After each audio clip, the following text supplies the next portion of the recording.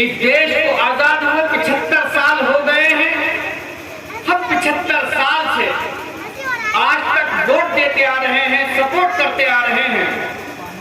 75 साल पहले ये देश गुलाम था और इस देश की आजादी के लिए तमाम कौमों ने लड़ाई लड़ी, चाहे वो हिंदू हो, मुसलमान हो, सिख हो, ईसाई हो, किसी धर्म का हो, किसी मजहब का हो, सभी लोगों ने जो है एक साथ इस मुल्क की जो है आजादी की लड़ाई लड़ी और ये देश आजाद हो गया।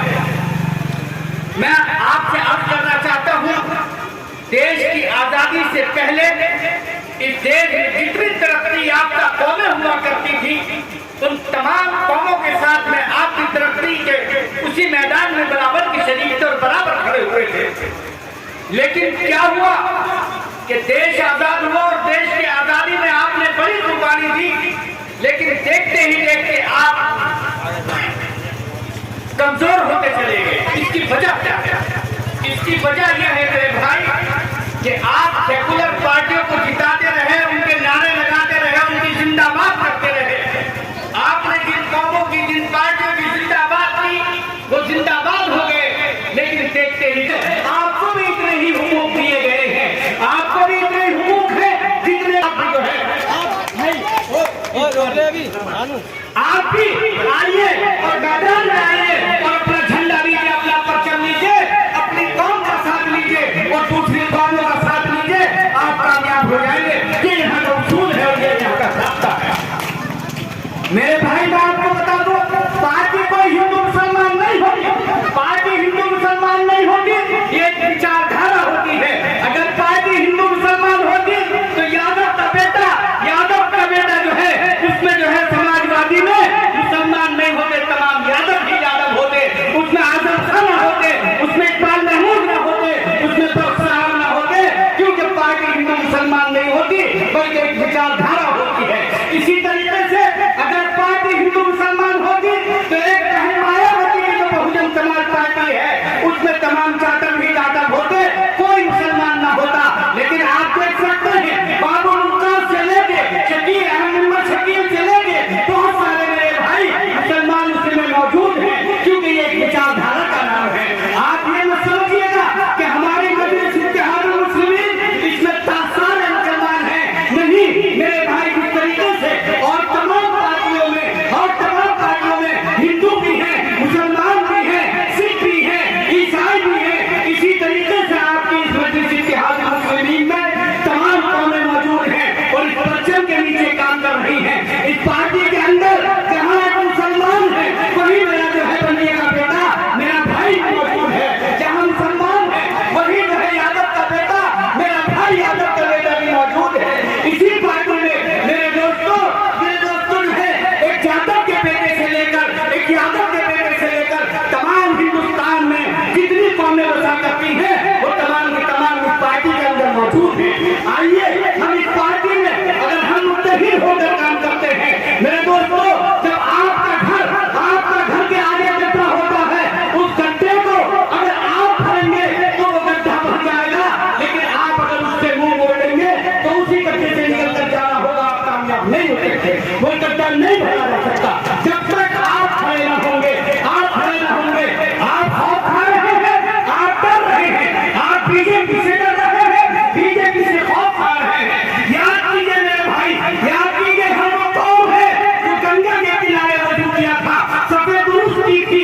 याद कीजिए उस वक्त को सफेद दुरुस्ती थी, इस धरती के सीने को चीरा था और इस धरती के सीने को चीरने के बाद इसे हमने सफेद बना दिया था। आप ध्यान नहीं करते मेरे भाई, आप खौफ खा रहे हैं। किससे खौफ खा रहे हैं? बीजेपी से खौफ खा रहे हैं। इस खौफ के पुल को तोड़ दीजिएगा, इस डर के पुल को तोड़ दीजिएगा। अगर आप इस खौफ के पुल को तोड़ेंगे तो इंशाअल्लाह आप कामयाब हो जाएंगे, वरना आप कामयाब होने वाले नहीं होंगे। आप जरा देखिए, फिजाओं में कबूतर उड़ते हैं, फिजाओं में कबूतर उड़ते हैं और इन्हीं फिजाओं के अंदर बाज उड़ते हैं। अगर कबूतर खौफ खाता तो फिजाओं के अंदर न उड़ता। मेरे दोस्तों, आप देख सकते हैं अल्लाह ने जो है कबूतर की तादाद क्या है और बाज की तादाद क्या है, अल्लाह ने कबूतर की कौम में बरकत रखी है, उसे कोई मिटा नहीं सकता। क्या क्या जो है बाज के खौफ से, क्या बाज के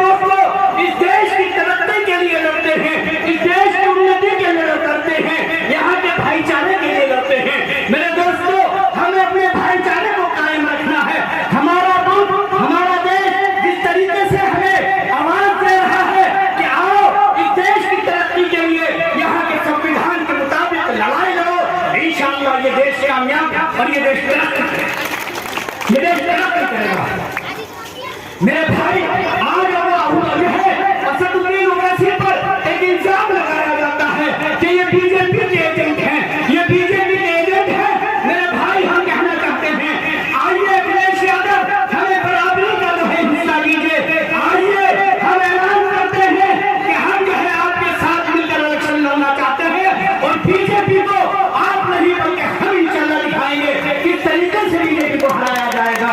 हम आवाज दे रहे हैं बहन मायावती जी को, बहन मायावती जी हमने आपका आलम उठाया, आपकी जिंदाबाद की, आपको 4 बार मुख्यमंत्री बनाया। आइए हमारी पार्टी से अलायंस कीजिए, हमारी पार्टी से गठबंधन कीजिए। हम इंशाअल्लाह अज़ीज इस देश की तरक्की के लिए आपके साथ जो है इलेक्शन लड़ने के लिए तैयार है। आइए मेरे भाई, ये तमाम पार्टियां जो आपको धोखा दे रही हैं, इनमें कोई इत्तेफाक नहीं है, इनमें कोई इत्तेहाद नहीं है। ये हमारा वोट छलकर हमारा वोट तो लेना चाहते हैं, लेकिन हमें बराबरी का हक देना नहीं चाहते। आपने देखा उत्तर प्रदेश में जो सबसे बड़ा जो है नेता हुआ करता था, जो सबसे बड़ा नेता हुआ करता था, उसके हाथ में आलम है समाजवादी का था। लेकिन जब जो है आजम खान को फंसाया गया, आजम खान को जो है झूठे मुकदमे लगाए गए, बकरी चोरी का इल्जाम लगाया गया, भैंस चोरी का इल्जाम लगाया गया, किताब चोरी का इल्जाम लगाया गया। लेकिन अखिलेश यादव नहीं बोलता, शिवपाल यादव नहीं बोलता, कोई नहीं बोलता। आजम खान की जो है जेल जो है उसका मुकद्दर बन जाती है, कोई आवाज नहीं उठाता। मैं पूछना चाहता हूँ कि आप अखिलेश यादव पर मुकदमे नहीं थे? क्या जो है शिवपाल पर मुकदमे नहीं थे? क्या रामगोपाल पर मुकदमे नहीं थे? मेरे दोस्तों, मैं आपको बताना चाहता हूँ, अखिलेश यादव पर मुकदमे थे, रामगोपाल पर मुकदमे थे, शिवपाल पर मुकदमे थे, मायावती पर मुकदमे थे, इन तमाम पार्टियों के मुकदमे हुआ करते थे।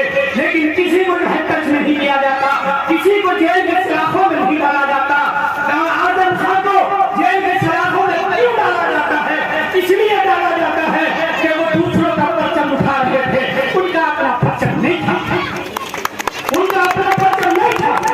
जिसका परचम होता है उसकी हिफाजत होती है, जिसकी क़यादत होती है उसकी हिफाजत होती है, जिसका परचम होता है उसकी पहचान होती है। मेरे दोस्तों, लोग कहते हैं कि आजम खान इतना सा बोले और असदुद्दीन ओवैसी इतना बोलते हैं, उतना बोलते हैं, उनको नहीं उठाया जाता। आओ बात करो मेरे दोस्तों, मेरे पर आओ, बात करो, बताओ असदुद्दीन ओवैसी पर कौन से मुकदमे हैं? मुकदमे 33 असदुद्दीन ओवैसी पर हैं। लेकिन एक कानून का है, एक कानून का माहिर है और अपना अलम हाथ में लेकर खड़ा है, अपना अलम, अपना परचम हाथ में लेकर खड़ा है। किसी के मार के नाम की हिम्मत नहीं कि बेकसूर असदुद्दीन ओवैसी को उठा सके, हिम्मत नहीं। मैं आपको एक मिसाल देना चाहता हूँ, आप जंगल को देखिए, मेरे दोस्तों, जब हिरन दान बनाकर चलता है, जब हिरन झुंड बनाकर चलता है, शेर की हिम्मत नहीं होगी कि हिरन को टच कर सके, हिरन को शिकार कर सके, शेर की हिम्मत नहीं होगी। लेकिन शेर शिकार तब करता है जब हिरन अपनी जान से बिछड़ जाता है, जब हिरन अपने झुंड से बिछड़ जाता है, शेर शिकार कर देता है। मेरा आदम था, मेरा भाई अपने झुंड से बिछड़ गया, अपनी जान से बिछड़ गया, उनके खेमे में चला गया, शेर में शिकार कर दिया, हुकूमत का शिकार हो गया। यह है आपकी क़यादत। आज अपनी क़यादत के साथ खड़े होते तो कोई ताकत नहीं थी कि आपको जो है मैली आंख से देखा जाता, कोई नहीं देख सकता। तो मेरे दोस्तों, हमें इस बात पर अमल करना है, अपनी पार्टी, अपनी क़यादत पे जब हम अमल करेंगे। देखो मेरे भाई, मैं आपको बता देना चाहता हूँ, आप जानते हैं अल्लाह ने आपको कौन सा अशरफुल मखलूक़ात बनाया? और अशरफुल मखलूक़ात में कुरान कहता है वादल्लाहु लज़ीना आमनू मिनकुम व अमिलुस सालिहाति लयस्तख़लिफन्नहुम फिल अर्ज़ कमा इस्तख़लफ़ल लज़ीना मिन क़ब्लिहिम। अल्लाह वादा करता है लोगों से, अल्लाह वादा करता है जो उस पर ईमान लाए, अमल सालिह किए, तो उनको ज़मीन का खलीफा बनाएगा। अल्लाह ने आपको खलीफा बनाकर भेजा, अल्लाह ने आपको हाकिम बनाकर भेजा। ये आपको क्या हुआ? आप कभी यादव की जिंदाबाद करते हैं,